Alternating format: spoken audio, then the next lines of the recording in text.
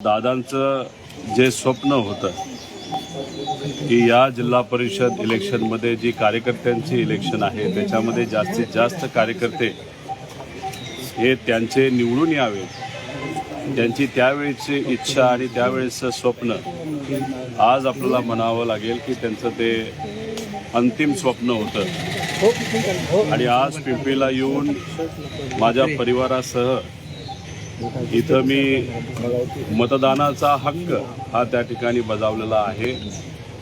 नक्कीच मला विश्वास आहे की दादांचं जे शेवटचं स्वप्न होतं की कार्यकर्ते मोठ्या प्रमाणात त्यांचे जिल्हा परिषदला निवडून येतील, तसं ते स्वप्न लोक, मतदार आणि सर्व कार्यकर्ते मिळून ते पूर्ण करतील असा विश्वास त्या ठिकाणी आहे। दादा, आपण बघितलं की अजितदादांची दुर्दैवी घटना घडल्यानंतर संपूर्ण पवार कुटुंबीय एकत्र आल्याचं आपण पाहतोय आणि आज देखील मतदानाला येताना श्रीनिवास बापू असतील, सेगलवाहिनी असतील, युगेंद्रदादा असतील किंवा पार्थदादा आणि सुनेत्रवाहिनी त्या ठिकाणी एकत्रच आले होते मतदानाकडे। आपल्याला असंच म्हणावं लागेल, दादांची जी मनापासूनची इच्छा होती की परिवार म्हणून सगळेच एकत्रित आले पाहिजे आणि त्या पद्धतीने दादांकडनं सुद्धा प्रयत्न केला जात होता।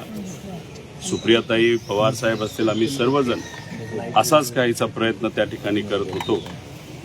दुःखद घटना ही घडल्यानंतर 13 दिवस परिवार पूर्णपणे एकत्रित आहे आणि याच्याच पुढं सुद्धा अजितदादांचं जे स्वप्न आहे की परिवार म्हणून आपण एकत्रित राहिलं पाहिजे, तसंच काहीतरी होईल।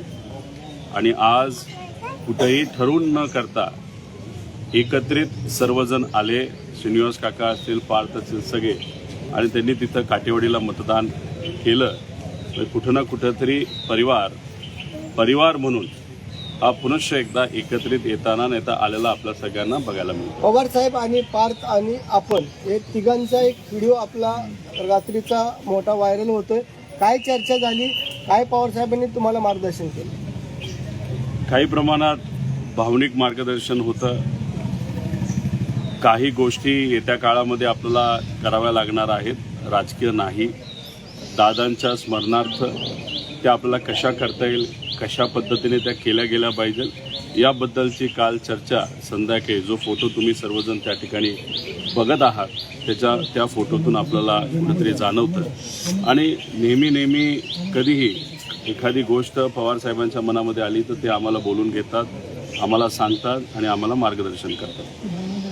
दादा, आपण बघितलं की एकंदरीत सर्व राजकीय घडामोडी होत असताना सुनील तटकरे असतील, प्रफुल्ल पटेल असतील किंवा धनंजय मुंडे असतील, हे U-टर्न घेण्याचा त्यांनी प्रयत्न केलेला आहे। तो त्यांचा त्या ठिकाणी विषय आहे, राजकीय मी बोलेलच।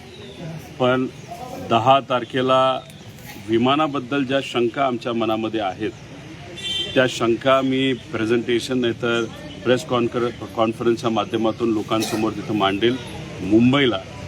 आणि 12 तारखेला विलिनीकरणाबद्दल काय घडलं, दादांची काय इच्छा होती, हे मी 12 तारखेला मुंबईला प्रेस कॉन्फरन्सच्या माध्यमातून लोकांसमोर आणेल। आणि 12 तारीख का, तर त्या दिवशी दादांची एक इच्छा होती, ती काय होती, कशी होती याबद्दल मी 12 तारखेला प्रेस कॉन्फरन्सच्या माध्यमातून विलिनीकरणाबद्दल मुंबईत नक्कीच सांगेन। दादांची इच्छा होती। सुनील तटकरेंकडून दादांचा फोटो फक्त वापरला गेला आहे, सुमित्रा पवार किंवा इतर कोणाचाही फोटो त्या बॅनरवरती पाहायला मिळत नाही, त्याच्यावरून सध्या जोरदार टीका सुरू झाली। आता राजकीय मी इथं बोलणार नाही, विषय त्यांचा पक्षाचा आहे, त्या पक्षाला कसं वागावं, काय करावं, कसे फोटो वापरावे हा त्यांचा त्या ठिकाणी विषय आहे। त्यामुळे ते तसं का करतात, चुकून राहिलं, काय राहिलं हा विषय त्यांनाच माहिती। रोहित दादा, तुम्ही म्हणालात की विलिनीकरणाबद्दल 12 तारखेला तुम्ही बोलाल की नक्की काय घडलं होतं याबद्दल तुम्ही 12 तारखेला प्रेस कॉन्फरन्स घेऊन बोलाल, तर विलिनीकरण आता इथून पुढे होऊ शकतं का, की काही अडथळे निर्माण झाले? नाही, विलिनीकरण का होणार होतं, कशासाठी होणार होतं, दादांच्या मनामध्ये आणि आमच्या सगळ्यांच्या मनामध्ये का ती इच्छा होती, कशामुळे आम्ही सर्वजण प्रयत्न करत होतो, त्याला राजकीय अंग आहे का त्याला कुठेतरी भावनिक अंग आहे, हे सर्व मी 12 तारखेला त्या ठिकाणी सांगेल। आणि त्या दिवशी सुद्धा व्यक्तिगत मी म्हणून विलिनीकरणाबद्दल काय पुढं व्हावं होईल याबद्दल नक्कीच तिथं सांगेल। आता काय अडथळे येतात? राष्ट्रीय अध्यक्ष होण्याबाबत राष्ट्रीय अध्यक्ष कोण हो पवार नाही, त्या बाबतीतली कुठंही कसलीही चर्चा पवार परिवारामध्ये त्या ठिकाणी झालेली नाही. पण जेव्हा ही दुःखद घटना घडली आणि काही दिवस तर आम्हाला काही सुचत नव्हतं, आमच्या डोक्यामध्ये कुठलाही त्या ठिकाणी राजकीय विचार हा मनामध्ये त्या ठिकाणी नाही तर डोक्यामध्ये तिथे येत नव्हता. पण मनामध्ये एक मात्र होतं की अजितदादांची जागा ही कुणीही घेऊ शकत नाही. पण सुनित्रा काकींकडे बघत असताना त्या परिवाराचा एक भाग म्हणून सुनित्रा काकींमध्ये मी अजित काकांना त्या ठिकाणी बघतो. त्यामुळे तिथं त्यांना उपमुख्यमंत्री पद मिळणं व इतरही जे सर्व मिनिस्ट्रीज होत्या त्या त्यांना मिळलं पाहिजे अशी मनोमन त्या ठिकाणी इच्छा होती. आणि दादांची जी पोझिशन त्या पार्टीमध्ये होती ते म्हणजे राष्ट्रीय अध्यक्ष दादा होते, ती सुद्धा पोझिशन ही कुठंतरी सुनित्रा काकींनाच मिळाली पाहिजे अशी सुद्धा इच्छा त्या ठिकाणी माझ्या मनामध्ये आहे. राज्यसभेची वहिनींची जागा रिक्त झालेली आहे. कुठल्या जागेचं नाव त्या ठिकाणी येते, पारदादा की जयदादा? नाही, आता हे बघा, ह्याच्याबद्दल न कुठं चर्चा झाली. तसं बघितलं तो त्यांच्या पक्षाचा तो विषय आहे. त्यामुळे त्याच्याबद्दल मी इथं बोललं आणि आज बोललं हे उचित ठरणार नाही. नाही, रोहितदादा म्हणजे पार्थदादा असतील किंवा सुनेत्रा वहिनी असतील यांच्यासोबत विलिनीकरणासंदर्भात काही आपण माहिती त्यांना दिली का किंवा त्यांनी काय माहिती घेतली का? कारण इतक्या सगळ्या गोष्टी घडल्या होत्या, पुढे गेल्या होत्या, अजितदादा आणि तुमच्यामध्ये बैठका झाल्या होत्या, 12 तारखेला काही गोष्टी करायचं ठरलं होतं. तर आत्ता या सगळ्या दरम्यान सुनेत्रा वहिनींशी आणि पार्थदादांशी काही बोलणं झालं का आपलं याबद्दल? बघा, अजूनपर्यंत सुनित्रा काकी असतील, पार्थ असेल, जय असेल तर आम्ही असू, कुणीही या दुःखातून सावरलेलो नाही. राजकीय विचार हे मनामध्ये दुर्दैवाने त्या ठिकाणी येत नाही आहेत, कारण की घटनाच इतकी दुर्दैवी त्या ठिकाणी होती. त्यामुळे हळूहळू जसं आम्हाला राजकीय विचार करण्याची क्षमता आमच्यामध्ये त्या ठिकाणी येईल, नक्कीच त्याच्याबद्दल स्पष्टपणे मी सांगेल. पण आत्तापर्यंत दोन्ही परिवारामध्ये नाही तर पवार परिवार एकत्र म्हणून कुठेही राजकीय चर्चा तिथं झालेली नाही.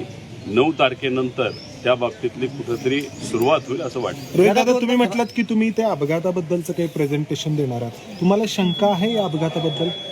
एकदम डिटेलमध्ये 10 तारखेचं प्रेझेंटेशन असणार आहे. आजपर्यंत आपण जर बघितलं तर कुठल्याही व्यक्तीला विचारलं, तज्ज्ञाला विचारलं, नाहीतर ज्यांनी कधीतरी विमानाचं फ्लाईंग केलं असेल, नाहीतर फ्लाईंगबद्दल थोडीफार माहिती असेल, नाहीतर पत्रकारांशी बोलणार, सगळ्यांच्या मनामध्ये शंका आहे. काय घडलं असावं, कसं घडलं असावं. आमच्या मनामध्ये काही प्रश्न आहेत. ते प्रश्न त्या दिवशी म्हणजे 10 तारखेला मी स्वतः त्या ठिकाणी मांडेल, ज्याला उत्तरं मिळाली पाहिजे अशी आमच्या सगळ्यांची इच्छा. दादा, 2 तारखेला पवार साहेबांची राज्यसभेची मुदत संपत आहे. 2 एप्रिलला पवार साहेबांची राज्यसभेची मुदत संपत आहे. संजय राऊत म्हणाले की आमच्याकडे संख्याबळ आहे, पवार साहेबांसारखा नेता पुन्हा दिल्लीत अनुभवी नेता गरजेचा आहे. कसं बघताय या 10 दिवसामध्ये, आणि मला विश्वास आहे पुढच्या 2 दिवसामध्ये या परिवारामध्ये न पवार साहेबांकडनं, न सुनित्रा काकेंकडनं, न आमच्याकडनं कुठलीही तिथं राजकीय चर्चा झालेली नाही. त्यामुळे खासदारकीच्या बाबतीत आणि खास करून पवारसाहेबांच्या खासदारकीच्या बाबतीत नाही तर सुमित्रा काकींची जी खासदारकी होती ती कोणाला त्या ठिकाणी मिळेल याच्याबद्दल कुठलीही चर्चा तिथं आमच्या परिवारामध्ये झालेली नाही. अमोल मिटकरी म्हणतात की जे एअरपोर्टमधलं CCTV हे मी 10 तारखेला सांगेल. पण अमोल मिटकरींच्या बाबतीत बोलायचं झालं तर अमोल मिटकरी आणि दादा तसे फार जवळचे होते. नाही तर अमोल मिटकरी फार जवळचा दादांचा कार्यकर्ता होता. त्यांचे जे काही प्रेस कॉन्फरन्सेस मी बघितलेले आहेत, त्यांचे जे काही व्हिडिओ बघितलेले आहेत, काही गोष्टी ते योग्य पद्धतीने त्या ठिकाणी मांडत आहेत. पण काही विषयाच्या बाबतीत ते फार जास्त भावनिक आहेत. आणि आज परिस्थिती अशी आहे की भावनेच्या भरामध्ये बऱ्याच लोकांना बरेच प्रश्न त्या ठिकाणी पडलेले आहेत. 10 तारखेला मी तर भावनिक आहेच, पण मी जेव्हा प्रेझेंटेशन त्या ठिकाणी करेल तेव्हा CCTV पासून बऱ्याच गोष्टी त्या ठिकाणी वर मी भाष्य करेल आणि हे आपल्या सगळ्यांना त्या ठिकाणी कळेल. CCTV मागितलं या संदर्भातलं 10 तारखेला सांगू.